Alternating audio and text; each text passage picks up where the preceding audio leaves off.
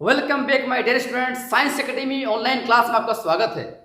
Already हम लोग second year के चैप्टर दैट इज सॉल्यूशन को कंटिन्यू रखते हुए आगे की ओर प्रस्थान करते हैं।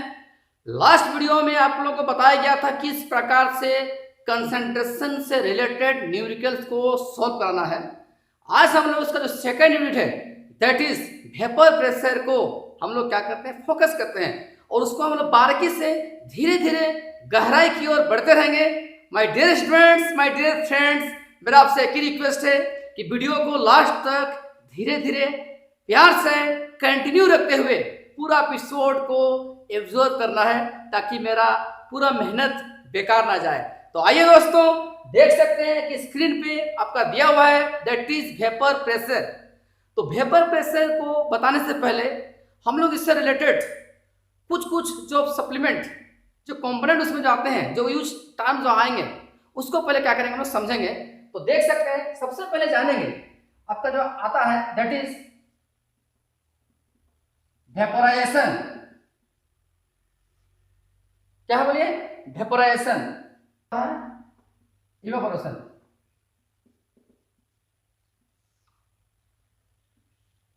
ये दो वर्ड को पहले हम लोग क्या करेंगे समझेंगे, उसके बाद हम लोग टारगेट करते हैं वेपर प्रेशर में। तो 8-9 में आप लोग पढ़ चुके हैं कि जैसे कि कोई भी लिक्विड को हम लोग क्या करते हैं उस फेज से जब हम लोग गैसियस फेज में कन्वर्ट करते हैं तो उस प्रोसेस को क्या बोलते हैं? वेपराइजेशन। उसमें ध्यान देना होगा कि सारे लिक्विड मॉलिक्यूल्स एक खास तापमान पर, एक खास टेम्परेचर पर वो क्या होता है, वो वेपर फेज में कन्वर्ट हो जाता है। जैसे कि वाटर का बात करते हैं तो 100 डिग्री सेल्सियस पर वो क्या होता है, वो लिक्विड फेज से वेपर फेज में कन्वर्ट होता है। तो ध्यान दीजिएगा दोस्तों, दोनों अगर देखा जाए इवापोरेशन भी एक प्रकार का पार्ट ऑफ क्या वेपराइजेशन है, लेकिन ये इससे अलग है। उसी को पहले हम लोग क्या करना समझना होगा। तो दोनों चीज को जब तक हम लोग दोनों बिंदु को, दोनों वर्ड को अगर क्लियर नहीं करते हैं तो हम लोग क्या होगा, वेपर प्रेशर के टार में हम लोग फंस जाते हैं। तो डियर स्टूडेंट्स, आप सोच सकते हैं कि वेपराइजेशन में आपको क्या होता है कि कोई भी लिक्विड स्पीशीज को हम जब हीट करते हैं, जब उसमें टेम्परेचर देते हैं तो ध्यान देना है उसमें जो टेम्परेचर होता है अबोव द बॉइलिंग पॉइंट। ध्यान दीजिएगा कि वेपराइजेशन के केस में जो हम लोग जो तापमान देते हैं यूज होता है वो अबोव द क्या होता है बोलिए, बॉइलिंग पॉइंट। लेकिन इवापोरेशन के केस में जो टेम्परेचर होता है वो बिलो द क्या होता है बोलिए, बॉइलिंग पॉइंट। ये आपका पहला डिफरेंस। दूसरा, आप देख सकते हैं कि वेपराइजेशन में जो मॉलिक्यूल्स, जो स्पेसीज यूज होते हैं, सभी मॉलिक्यूल्स यूज होते हैं। वेपराइजेशन के केस में सभी मॉलिक्यूल्स क्या होता है बोले, सभी लिक्विड मॉलिक्यूल्स यूज होते हैं और वो लिक्विड फेज से कहां चले जाते हैं बोले, वेपर फेज में। तो ध्यान दीजिएगा माय डियर स्टूडेंट्स, इवापोरेशन में only and only surface molecules he use होते हैं। ठीक है, तो उसमें जो आपका जो बल्क मॉलिक्यूल्स जो होते हैं, जो अंदर का पार्ट होते हैं, वो इवापोरेशन में यूज नहीं होते हैं। तो आज हम लोग का टारगेट रहेगा कि ये तो वेपराइजेशन तो पहले से हम लोग पढ़ चुके हैं। अभी हम लोग क्या करते हैं कि इवापोरेशन को बहुत ही इजी वे में समझने का क्या करेंगे, कोशिश करेंगे। ठीक है, तो डियर स्टूडेंट्स, सबसे पहले इवापोरेशन को डिफाइन करते हैं। ठीक है, उसके बाद हम लोग उस बिंदु पर फोकस करते हुए समझते हैं। देखिए, the evaporation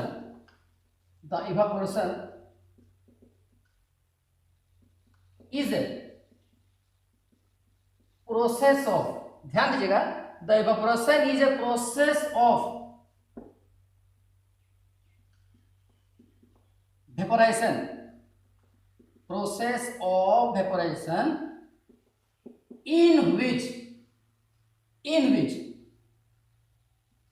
in which surface liquid molecules are changes into gaseous phase under equilibrium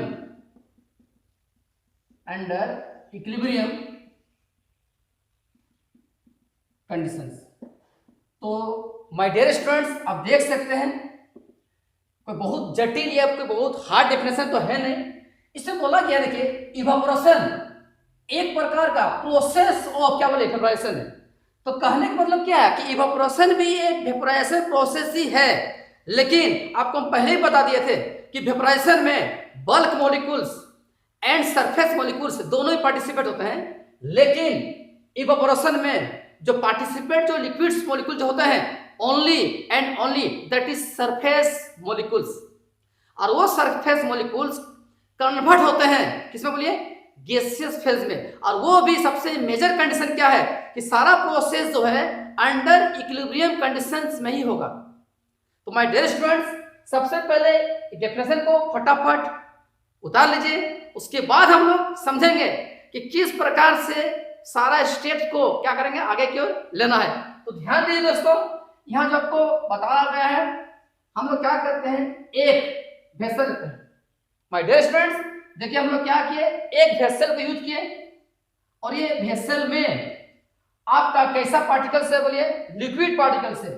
हम लोग इमेजिन करते हैं कि ये आपका जो ऊपर में जो मॉलिक्यूल्स को दिखाया है दैट इज जो ऊपर का सरफेस को टच किया है, इसलिए सारे मॉलिक्यूल्स को बोलेंगे सरफेस मॉलिक्यूल्स। क्या आपको बोले सरफेस मॉलिक्यूल्स। और मान लेते हैं कि ये सब आपका ये वाला मॉलिक्यूल जो आता है इसको भी साइड लिखेंगे ज्यादा बेटर होगा। ये आपका आ जाता है दैट इज बल्क मॉलिक्यूल्स। तो ध्यान रहे दोस्तों, अगर मान लीजिए कि सारे मॉलिक्यूल्स लिक्विड ए का बात करते हैं, सारा हमारा क्या बोले ए है, क्या बोले ए मॉलिक्यूल्स है, तो ऊपर वाला पार्ट को जो सरफेस के साथ में जो टच किया हुआ जो अटैचमेंट है दैट इज हमारा सरफेस मॉलिक्यूल्स है, और ये जो अपन नीचे में है उसको बोलते हैं क्या बोले बल्क मॉलिक्यूल्स। अब आपको ध्यान देना है जो बल्क मॉलिक्यूल्स है जो हमारा जो बीच में है सरफेस टेंशन में आपको पढ़ा क्या होगा देखिएगा, इसमें जो हमारा फोर्स ऑफ अट्रैक्शन है दैट इज एक्सट्रैक्टर जो हो रहा है ओवरऑल डायरेक्शन में है, X axis Y axis Z axis सभी एक्सिस में क्या रहा बोलिए फोर्स ऑफ अट्रैक्शन प्रोसीड कर रहा है। लेकिन जो सरफेस का जो मॉलिक्यूल्स है उसमें सिर्फ हमारा only downward force of attraction है, नीचे से उसको क्या कर रहा है सिर्फ खाली प्रेशर का खींचा जा रहा है। लेकिन जो हमारा बीच का मॉलिक्यूल्स है दैट इज बल्क मॉलिक्यूल्स उसमें ओवरऑल डायरेक्शन से फोर्स एक्सर्टेड है, तो सभी डायरेक्शन से फोर्स अप्लाई किया जा रहा है। अब हम लोग देख सकते हैं कि ये आपका ओपन वेसल है, इसमें सिर्फ इतना ही बताया गया है, इसको दर्शाया गया है कि वेसल ये है और उस वेसल में दो तरह का मॉलिक्यूल्स को दर्शाया है that is bulk molecules and surface molecules. Surface molecules किसको कहते हैं जो मॉलिक्यूल्स लिक्विड फेज का सरफेस के साथ में अटैच रहता है, एकदम ऊपरी लेयर में रहता है, वो हमारा सरफेस मॉलिक्यूल्स है। उसको छोड़ के जो भी निचली लेयर में है सारा मॉलिक्यूल्स हमारा बल्क मॉलिक्यूल्स है। अब इसमें कोई पूछेगा कि सरफेस मॉलिक्यूल्स और बल्क मॉलिक्यूल्स में फोर्स ऑफ अट्रैक्शन सबसे ज्यादा कहां पर लग रहा है, तो हम लोग कह सकते हैं कि जो बल्क मॉलिक्यूल्स में ओवरऑल डायरेक्शन से फोर्स ऑफ अट्रैक्शन खींचा जा रहा है, इसीलिए बल्क मॉलिक्यूल्स का force of attraction surface molecules के तुलना में क्या होता है ज्यादा होता है। तो माय डियर स्टूडेंट ये आपका डेफिनेशन था और ये उसका सिंपल समझाने का प्रयास किया गया है, इसको फटाफट उतार सकते हैं। उसके बाद हम लोग जानेंगे कि सरफेस मॉलिक्यूल्स और बल्क मॉलिक्यूल्स के बीच में दोनों में किस तरह का डिफरेंस है। उसके बाद हम लोग धीरे धीरे घुसेंगे, हमारा जो मेन मुद्दा है दैट इज क्या है वेपर प्रेशर। तो सबसे पहले हमारा टारगेट रहेगा कि बुनियाद दैट इज बेस को क्या करना है क्लियर करना है। तो डियर स्टूडेंट्स सबसे पहले हम लोग क्या करते हैं कि बल्क मॉलिक्यूल्स और सरफेस मॉलिक्यूल्स को दोनों को लेके दोनों का प्रॉपर्टी को क्या करते हैं हम लोग कंपेयर करते हुए समझेंगे, तो हम लोग को बेटर समझ में आएगा। तो आइए दोस्तों हम लोग क्या करते हैं एक प्रकार का ओपन वेसल, क्या है बोलिए ओपन का मतलब क्या होता है खुला। ये पार्ट हमारा क्या बोलिए पूरा खुला हुआ है। यहाँ पर देख सकते हैं कि हमारा जो सॉल्यूशन जो लिए सॉल्यूशन तो नहीं बोल सकता मैं लिक्विड लिए है, ध्यान दीजिएगा ये जो हमारा लिक्विड है, लिक्विड का जो ऊपरी परत है दैट इज हमारा सरफेस, इसमें जो मॉलिक्यूल्स को दर्शाया गया है अब देख सकते हैं ये आपका सरफेस मॉलिक्यूल है और इसमें ये जो मॉलिक्यूल है इसको बोलेंगे क्या बोलिए बल्क मॉलिक्यूल। तो ये आपका हो जाता है बल्क, ये आपका बल्क मॉलिक्यूल और ये आपका आ जाता है सरफेस मॉलिक्यूल्स। तो ध्यान दीजिएगा दोस्तों, अभी तुरंत आपको बताया कि सरफेस मॉलिक्यूल में जो फोर्स एग्जर्टेड जो हो रहा है, जो फोर्स डन हो रहा है ओनली डाउनवर्ड डायरेक्शन में, लेकिन बल्क में सभी डायरेक्शन में हमारा फोर्स है। देखिए इसका मतलब हम लोग दोनों को साथ साथ कंपेयर करते हैं। इधर लिखते हैं बल्क मॉलिक्यूल और इधर लिखते हैं सरफेस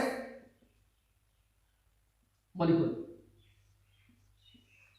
सबसे पहले डिफरेंस देख सकते हैं कि सर आपका बल्क मॉलिक्यूल में जो फोर्स एक्सर्टेड हो रहा overall direction, force exerted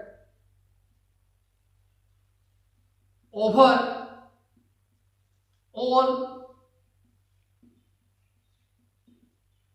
direction, force exerted जो हो रहा है ओवर ऑल डायरेक्शन में हो रहा है, लेकिन सरफेस में क्या रहा होगी,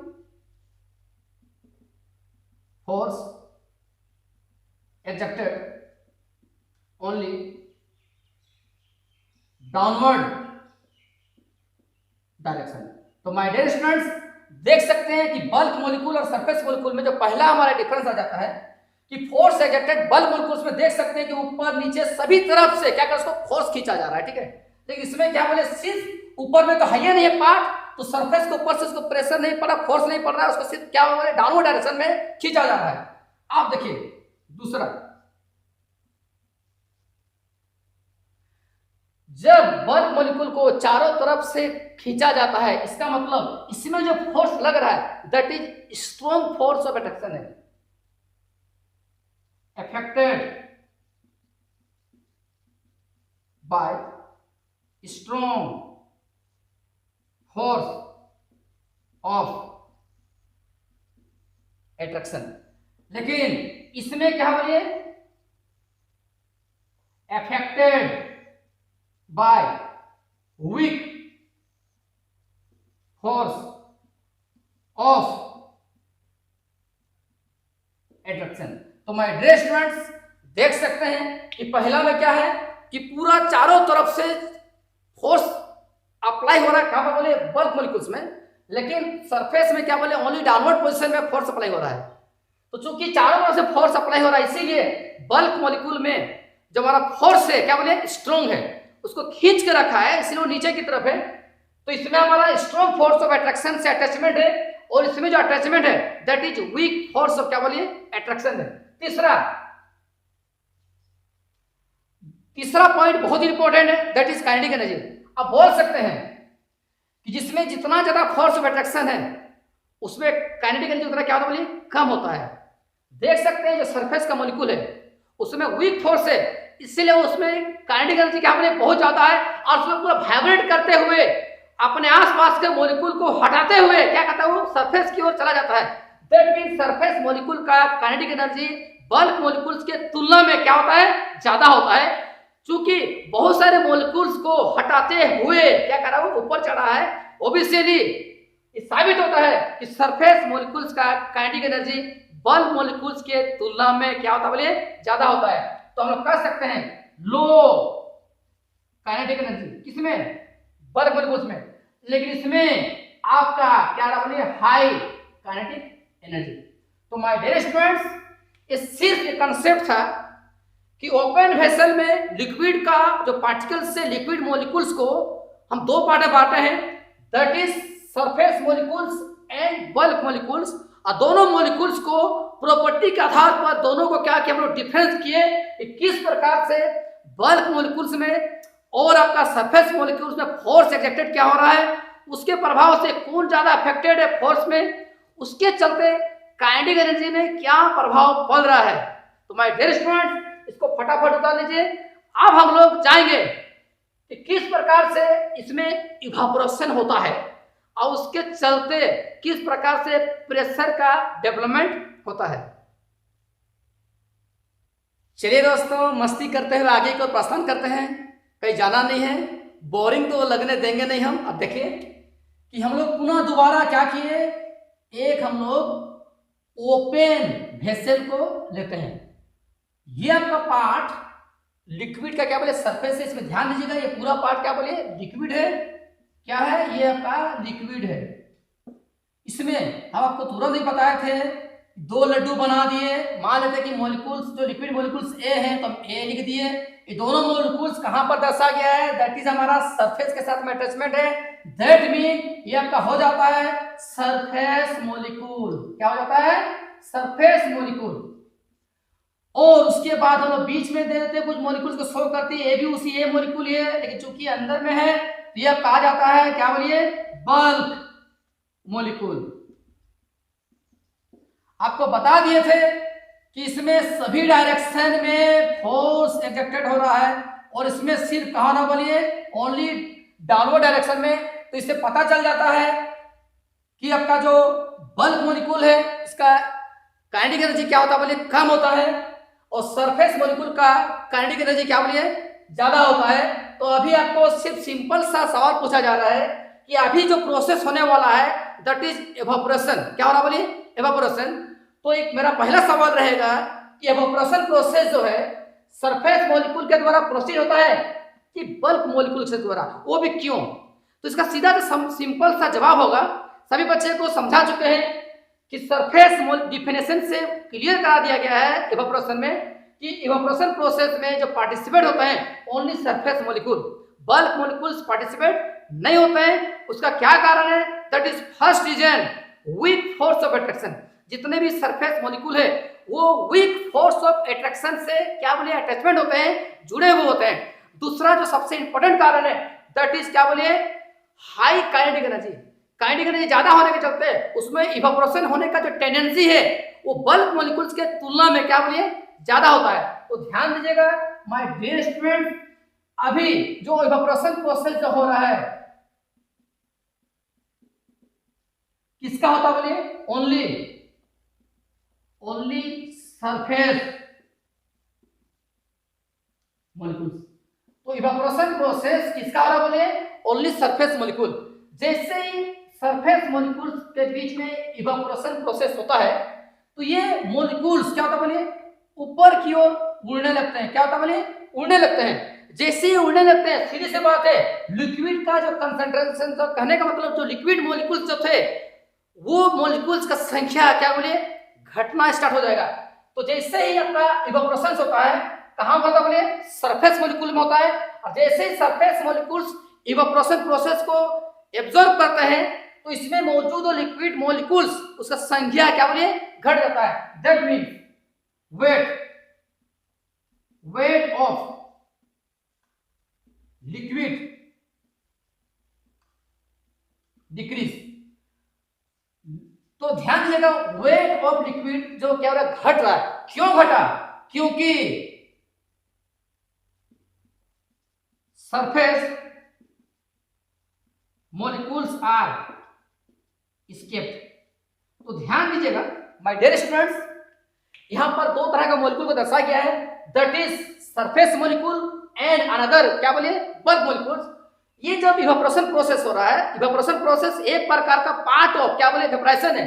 तो वो जब वाष्प जब बन रहा है जो वेपर पार्ट में जब जाता है, जिस समय वो सरफेस को छोड़ के ऊपर क्यों निकल जाता है उस समय सीधी सी बात है वो क्या हो रहा है स्केप हो रहा। जब स्केप होता है तो ऑटोमेटिकली लिक्विड का मास में क्या था बोले कमी आ जाता है। तो आप हमको बता सकते हैं कि अभी ये जो लिक्विड हमारा गैसेस फेज में जब वो उड़ जाके निकल जाता है तो कहने का मतलब क्या है कि इस पार्ट में क्या कोई प्रेशर डेवलप हो सकता है, नहीं हो सकता है। ध्यान दीजिएगा ये हमारा ओपन वेसल है। इस ओपन वेसल में जो भी लिक्विड पार्टिकल्स सरफेस में थे वो इवेपोरेटेड होके क्या कहते हैं स्केप हो जाते हैं। जब स्केप हो जाते हैं तो वो एटमॉस्फेयर में चले जाते हैं तो उसका अपना प्रेशर जो हमारा जो दबाव है वो इस कंडीशन में क्रिएट नहीं हो पाता है। तो ध्यान दें दोस्तों, वेपर प्रेशर जो वर्ड आता है ये पूरा वर्ड, पूरा घटना, पूरा फिनोमिना ओपन वेसल में पॉसिबल नहीं हो सकता है। तो इसके लिए हम लोग को लेना होगा दैट इज क्लोज वेसल। अब सेम चीज को हम क्लोज वेसल में दोबारा क्या करेंगे प्रोसेस कराएंगे और देखेंगे कि उस कंडीशन में क्या होता है। आप सोच सकते हैं कि जब ये बर्तन हमारा बंद हो जाएगा तो जो हमारे गैस पार्टिकल्स जो स्केप हो रहे थे वो अभी उड़ के नहीं जाएंगे, क्योंकि ऊपर का पार्ट पूरा क्या सील है, वो पूरा हमारा क्लोज है, बंद है। सारा गैस हमारा उसी वेसल के अंदर ही रह जाएंगे। जब रह जाएंगे तो गैस का अपना कुछ प्रेशर क्रिएट होता है, और वही प्रेशर हमारा वेपर प्रेशर के नाम से जाना जाता है। लेकिन उसके लिए हमारा कंडीशन होना चाहिए, दैट इज इक्विलिब्रियम कंडीशन। ठीक है डियर स्टूडेंट्स, बोर नहीं होना है, हम लोग धीरे धीरे इसलिए बढ़ रहे हैं कि एक एक बिंदु को हम अच्छी तरह से फोकस करते हुए आपको क्या करें, समझा पाए। तो इससे पहले जो को इवापोरेशन का टर्म को जब डिफाइन किए तो लास्ट में देखिएगा तो वर्ड जोड़े थे इन कंडीशन ऑफ इक्विलिब्रियम। लेकिन मैं आपको ये बताना चाहूंगा दोस्तों कि इवापोरेशन का केस में जरूरी नहीं है कि इक्विलिब्रियम वर्ड को दिया जाए। अब नॉर्मल कंडीशन में भी आप लोग इवापोरेशन को हम लोग डिफाइन कर सकते हैं, लेकिन इक्विलिब्रियम मोड हम इसीलिए दिए कि हम लोग का टारगेट क्या है, वेपर प्रेशर। और वेपर प्रेशर के लिए इक्विलिब्रियम को स्टैब्लिश करना जरूरी होता है।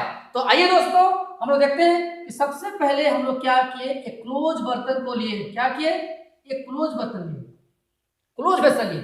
अब इसमें जो हम लोग लिक्विड लिए थे दैट इज हमारा क्या बोले, liquid A.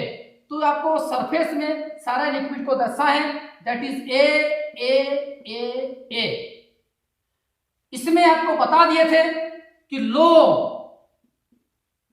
Force and high kinetic क्या बोले एनर्जी होता है, तो जिसके चलते ये मॉलिक्यूल्स बहुत इजीली इवापोरेट होते हैं। क्या होता है बोले, इवापोरेट होते हैं। जैसे जैसे इवापोरेट होंगे ये सारे लिक्विड मॉलिक्यूल्स गैसेस फेज में कन्वर्ट होंगे, और उस समय सभी गैसेस मॉलिक्यूल्स का अपना अपना कुछ प्रेशर होता है जिसको कहते हैं that is partial pressure of A molecules. यह ध्यान देना है, गलती से भी वेपर प्रेशर टर्म को यूज नहीं करेंगे, क्योंकि वेपर प्रेशर के लिए खास कंडीशन होता है। तो आइए दोस्तों ये सारे लिक्विड मॉलिक्यूल्स जो सरफेस में थे, ये पास सरफेस मॉलिक्यूल्स है, सरफेस मॉलिक्यूल्स ये कन्वर्ट हो जाते हैं, किसमें कन्वर्ट होता है, दैट इज गैसेस फेज में। जैसे ये लिक्विड मॉलिक्यूल्स ऊपर चले जाते हैं तो फिर से नीचे वाले जो मॉलिक्यूल्स हैं फिर से एनर्जेटिक होके पुट पुट पुट ऊपर आते हैं, वो फिर आ जाते हैं सरफेस में, और फिर वो सरफेस मॉलिक्यूल्स कहां चले जाते हैं बोले, इवापोरेट होके कहां जाते हैं बोले, गैसेस फेज में। चूंकि ये क्लोज बर्तन है इसलिए कोई भी गैसेस मॉलिक्यूल्स स्केप नहीं हो पाता है, वो बाहर नहीं जा पाता है। सारे गैसेस मॉलिक्यूल्स इसी कंटेनर के अंदर में ही रह जाते हैं। तो ध्यान दीजिएगा दोस्तों, स्टार्ट में जब हमारा इवापोरेशन होता है उस समय गैसेस मॉलिक्यूल का संख्या बहुत कम रहता है, ये गैसेस मॉलिक्यूल्स बहुत कम रहते हैं। उस समय मैक्सिमम मॉलिक्यूल्स क्या रहते हैं, दैट इज लिक्विड मॉलिक्यूल्स। और आपको बताए थे कि इक्विलिब्रियम का कांसेप्ट में आपको बताया गया था, इसमें यह डील कराया गया था कि rate of the reaction concentration पे डिपेंड करता है। जितना ज्यादा कंसंट्रेशन रहता है उसका रेट उतना ज्यादा होता है, क्योंकि नंबर ऑफ कोलिजन ज्यादा हो जाते हैं, आपस में बहुत ज्यादा टकराते हैं। तो टकराने के बाद बहुत जल्दी वो थ्रेशोल्ड को प्राप्त करते हैं और प्रोडक्ट बनाते हैं। तो ध्यान दीजिएगा दोस्तों, इसमें क्या होता है कि स्टार्ट में हमारा रेट ऑफ, ध्यान दीजिएगा इसमें आपको रेट ऑफ इवापोरेशन बहुत ज्यादा होता है स्टार्ट में। जैसे जैसे गैसेस मॉलिक्यूल्स बनना स्टार्ट हो जाते हैं उसे कंसंट्रेशन में बढ़ावा मिलता है, जब वृद्धि होती है उस समय ये सारे मॉलिक्यूल्स आपस में इंटरेक्ट होते हैं, और ये सारे गैसेस मॉलिक्यूल्स आपस में मिल करके क्या करते हैं बोलिए, वो कंडेंस होते हैं, एनर्जी को लूज करते हैं, और वो पुनः अगेन कन्वर्ट होते हैं लिक्विड मॉलिक्यूल्स में। तो ध्यान दीजिए दोस्तों, यहाँ पर साथ साथ दो चीज यूज हो रहा है। एक ध्यान दीजिएगा, दैट इज इवापोरेशन। सबसे पहले क्या रहा बोलिए, इवापोरेशन के माध्यम से मॉलिक्यूल्स ऊपर में कन्वर्ट होते हैं गैसेस फेज में, और ये गैसेस मॉलिक्यूल्स वापस आते हैं, दैट इज कंडेंसेशन। इवापोरेशन में क्या होता है कि लिक्विड कन्वर्ट होता है गैस, लिक्विड कन्वर्ट होता है गैस में, लेकिन कंडेंसेशन में आपका गैस कन्वर्ट होता है लिक्विड में। तो माय डियर स्टूडेंट्स, आपको यहां समझने की बात है कि यहाँ एक साथ दो प्रोसेस होने वाला है, दैट इज इवापोरेशन भी हो रहा है और कंडेंसेशन भी हो रहा है। तो हम लोग कह सकते हैं कि स्टार्ट में रेट ऑफ इवापोरेशन ज्यादा होता है रेट ऑफ कंडेंसेशन से। इसमें ध्यान देना है कि स्टार्ट में rate of evaporation rate of condensation से ज्यादा होता है, इसीलिए ज्यादा मात्रा में क्या बनता है बोलिए गैसेस मॉलिक्यूल्स। लेकिन धीरे धीरे जब गैसेस मॉलिक्यूल्स का संख्या ज्यादा हो जाता है उस समय एक ऐसा समय आता है कि रेट ऑफ कंडेंसेशन और रेट ऑफ इवापोरेशन दोनों इक्वल हो जाता है, और ठीक उसी समय पूरा गैस जो भी प्रेशर को एग्जर्ट करता है उसी को बोलते हैं वेपर प्रेशर। तो माय डियर स्टूडेंट्स, आपको समझना होगा वेपर प्रेशर जो वर्ड आता है वो स्पेशल इक्विलिब्रियम कंडीशंस में ही होता है। तो कहने का मतलब जब हमारा rate of evaporation rate of condensation के बराबर हो जाता है, उस पॉइंट पर उस बिंदु पर हम देखते हैं कि प्रेशर में किसी प्रकार का कोई बदलाव नहीं आता है, और उस समय हम लोग उस प्रेशर को कह सकते हैं दैट इज वेपर प्रेशर। तो वेपर प्रेशर माने वेपर का प्रेशर को हम लोग बोल रहे हैं वेपर प्रेशर, लेकिन कंडीशन आपका क्या रहना चाहिए दैट इज इक्विलिब्रियम कंडीशंस। और वो होता है, आपको बता देना चाहूंगा कि व्हेन रेट ऑफ वेपोराइजेशन ये बराबर होगा रेट ऑफ कंडेंसेशन, तो उस पॉइंट पर ध्यान दीजिएगा, उस पॉइंट पर जो भी वेपर प्रेशर एक्सर्ट होता है उस गैसेस मॉलिक्यूल्स का द्वारा उस प्रेशर को बोलते हैं वेपर प्रेशर। तो वेपर प्रेशर के लिए कंडीशन होना चाहिए कि पूरा वेसल क्लोज होना चाहिए, और क्लोज होने के बाद इवेपोरेशन का रेट और कंडेंसेशन का रेट दोनों के लिए बैलेंस होना चाहिए, सेम होना चाहिए। उस बिंदु पर हमारा प्रेशर बैलेंस होके कांस्टेंट जाता है और उसको हम लोग बोलते हैं वेपर प्रेशर। तो वेपर प्रेशर के लिए सबसे इंपॉर्टेंट क्या आ जाता है बोलिए दोस्तों, दैट इज इक्विलिब्रियम कंडीशन। आपको पता है कि आइडियल गैस इक्वेशन में आपको पता है कि that is PV equal to क्या होता है बोलिए एनआरटी। आइडियल गैस इक्वेशन में आपको पता है कि पीवी इक्वल टू क्या बोलिए एनआरटी। अगर ये क्लोज वेसल में क्या गया है, एक खास टेम्परेचर में क्या गया, ध्यान दीजिएगा, अगर ये बर्तन हमारा क्लोज है तो नंबर ऑफ मोल्स क्या बोले कांस्टेंट होते हैं, आर दैट इज गैस हमारा कांस्टेंट है। टेम्परेचर को हम लोग कांस्टेंट रखें तो टेम्परेचर भी क्या बोलिए कांस्टेंट है, क्योंकि क्लोज वेसल में तो वॉल्यूम भी हमारा क्या बोलिए कांस्टेंट है। ये सारा प्रॉपर्टी हमारा क्या हो गया बोलिए कांस्टेंट है। दैट इज पीवी को एनर्जी में वॉल्यूम कांस्टेंट है, एन कांस्टेंट है, आर कांस्टेंट है, टी कांस्टेंट है। दैट मीन उस कंडीशन में हमारा प्रेशर जो आता है वो भी हमारा क्या बोले कांस्टेंट आ जाता है। तो ये हमारा है दैट इज वेपर प्रेशर, और इसको हम लोग क्या करेंगे छोटा सा ग्राफ के माध्यम से क्या करेंगे समझेंगे।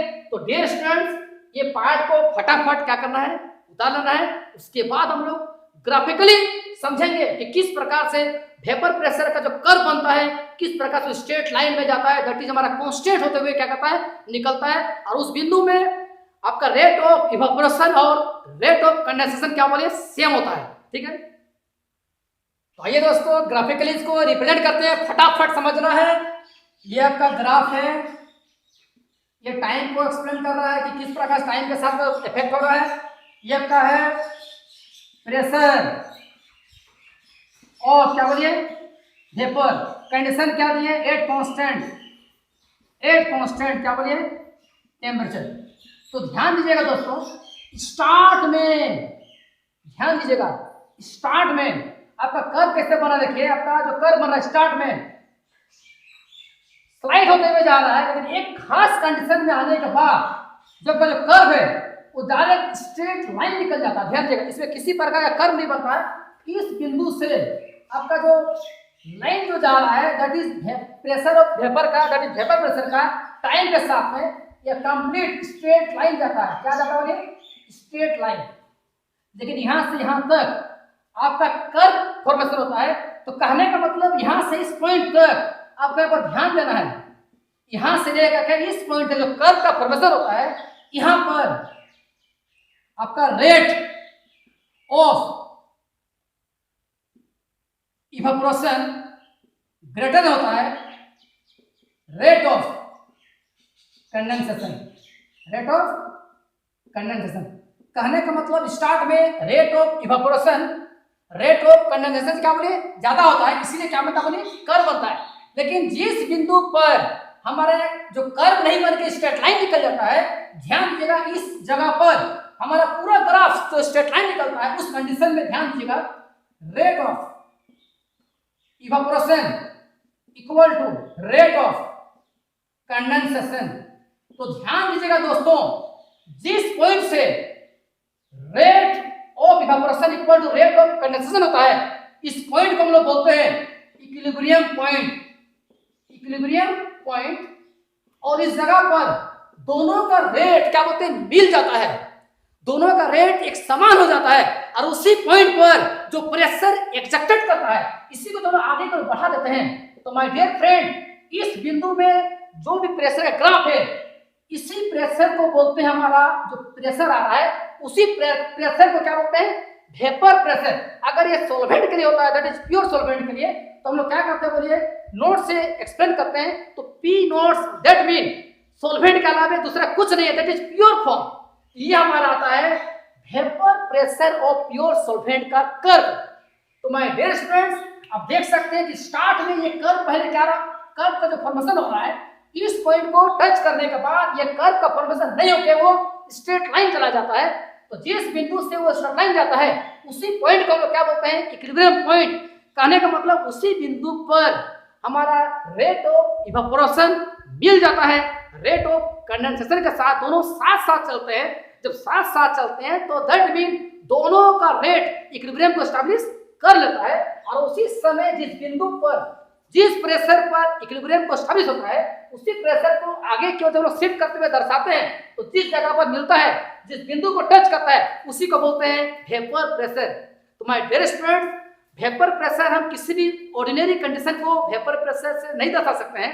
वेपर प्रेशर को दर्शाने के लिए आपको यह समझना होगा कि जो सरफेस का लिक्विड जो स्केप होकर गैसेस फेज में चला जाता है, और वो सारे गैसेस फेज हमारा जो प्रेशर को एग्जर्ट करता है, जो प्रेशर प्रोड्यूस करता है, लेकिन ध्यान देना है अंडर इक्विलिब्रियम कंडीशंस, उस समय उस प्रेशर को क्या बोलते हैं वेपर प्रेशर। तो माय डियर स्टूडेंट्स, सारा कंसेप्ट को डिटेल सबको बताया गया, आपको समझाया गया।